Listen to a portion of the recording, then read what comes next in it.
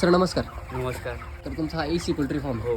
तर तुम्ही हा व्यवसाय किती वर्षापासून करताय? व जवळजवळ माझ्या आजोबांपासून हा व्यवसाय आमचा इथे. तुमचा एक्सपिरियन्स किती वर्षाचा आहे स्वतःचा? माझा तरी 2-3 वर्षाचा. 3 वर्षाचा. हां. ओके. त्याच्यामध्ये वर्षभरापासून तुम्ही काहीतरी बदल केलाय? म्हणजे हो. आता ह्या बॅचपासून बदल या केलाय? बॅचपासून बदल केला. तर काय बदल केलाय तुम्ही या वर्षीपासून? आम्ही ह्यावेळेस आहे ना, जी ही बॅच जेव्हा आली त्यावेळेस आम्ही मिल्क चार्जर यांना द्यायला चालू केले. ओके. हां. तर ते 8-8 दिवसाच्या आहे ना, हां. याच्यानुसार आम्ही त्यांचं जी मिल्क चार्जरची जी लेवल आहे ती क्वांटिटी वगैरे ती वाढवली. बरोबर. शेड्यूलनुसार तुम्ही क्वांटिटी वाढवली. Quantity okay. वाढवली. आता तुम्ही हे चालू केल्यानंतर तुम्हाला काय असं बदल दिसला याच्यामध्ये? जेव्हा म्हणजे जे याच्या मागच्या ज्या बॅचेस होतात, हां. जेव्हा पक्षी येतात हां. सुरुवातीला तेव्हा हां. खूप अशी मरर वगैरे होती. म्हणजे 20-30 तर मॉर्टॅलिटी होऊनच जाते.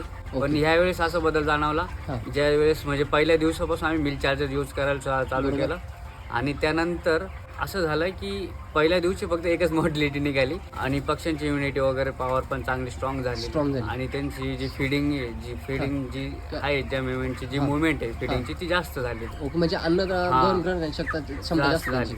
ज्यावेळेस पक्षी जास्त करून असं हिटिंग वगैरे म्हणजे असे आता जे टेम्परेचर वगैरे आहे हां. त्यानुसार ड्रॉपिंग वगैरे पक्षी करतो बरोबर. पातळ वगैरे. हां. तर त्याच्यानंतर म्हणजे हे जे जसं आपण मिल्क चार्जर वगैरे चालू केलं तर त्यांचे जे पॉवरमुळे आहे ना की एक पण पक्षी इथं कुठेच तुम्हाला ड्रॉपिंग वगैरे काही दिसणार नाही. ड्रॉपिंग नाही. बरोबर. एकदम पक्ष्याची जी ग्रोथ आहे एकदम चांगली आहे आणि ओके. पक्षी पण एकदम खेळवणे व्यवस्थित आहे. ओके. म्हणजे प्रॉपर पाणी वगैरे सगळं व्यवस्थित आहे, सर्व. खाद्य पण व्यवस्थित खातात.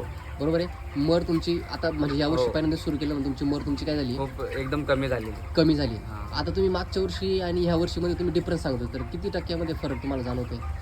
म्हणजे आम्हाला डायरेक्ट असं समजा की 50-60% डिफरंट आम्हाला Difference. डायरेक्ट लागतो मागच्या बॅचचा आणि या बॅचचा. ओके. हा म्हणजे जास्त लांबचा नाही म्हणत आहे. जी बरं. मागची बॅच गेली हां. ती आणि हे बॅचचा फरक. नक्कीच. आणि त्याच्यामुळे प्रॉफिटमध्ये खूप मोठा बदल त्याच्यामध्ये हो. दिसणार आहे आपल्याला. हो. आता तुम्हाला खर्चामध्ये काही वेगळी तफावत जाणवते की काय जास्त खर्च झाला हा असं काही? आम्ही जास्त पहिले बाहेरचे मेडिसिन जास्त यूज करायचो बरं. जसं की सप्लिमेंट वगैरे. हां हां. पण ह्यावेळी जास्त काय आम्ही सप्लिमेंट यूजच नाही केलेलं. ओके. फक्त जास्त करून मिल्क चार्जरवरच आम्ही जास्त जोर बरं दिलेला. गेलं. हां. हां. बाकी जास्त म्हणजे सप्लिमेंट यूजच नाही केले. Okay okay. म्हणजे त्याच्यात बदल तुम्हाला दिसलाय म्हणजे हो. तुमचा खर्च सुद्धा आटोक्यात राहिलाय हो. आणि फायदा तुम्हाला जास्त दिसतो. जास्त झालं. ओके. धन्यवाद सर.